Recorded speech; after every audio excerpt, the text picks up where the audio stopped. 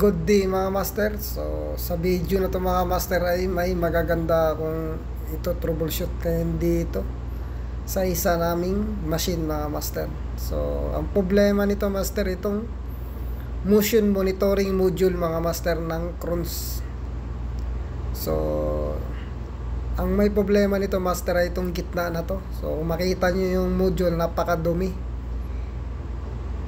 So dito sa alarm mga master, ang tinuturo niya dito itong F131 na module mga master. So doon makikita sa electrical cabinet mga master. So ito pala yung electrical diagram niya mga master. So itong tinuturo ko na to master, yan tinuturo ko na yan yung motion monitoring module. Tapos yan tinuturo ko na yan na RG45 na yan na propinet wire. So galing yan dito sa encoder mga master ng main drive. So simula encoder, dinadaan sa propinet wire.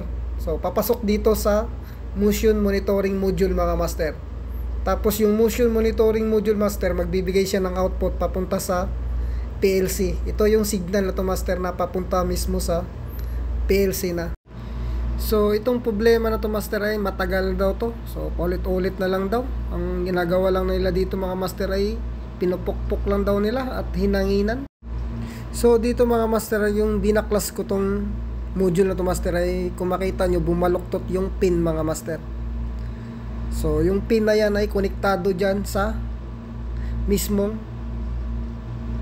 socket ng RG45 na connector mga master. At pangalawang problema nito mga master ay may tama yung konti yung board nito. So dito sa may S1, S2 na deep switch mga master. So kung makita nyo, may kunting kalawang.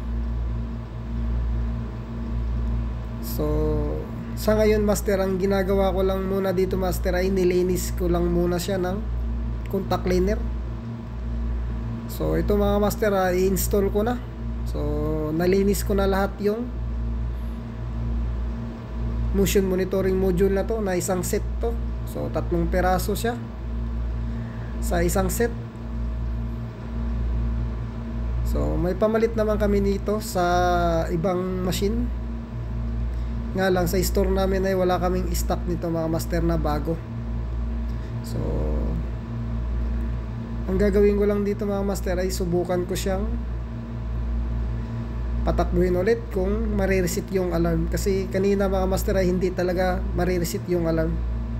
So sa kwento nito, so itong problema na to ay napakatagal na daw to. So lagi na lang daw tong nagluloko. Nga lang, ginagawa lang nila dito ay pinupukpok lang nila sabay hangin.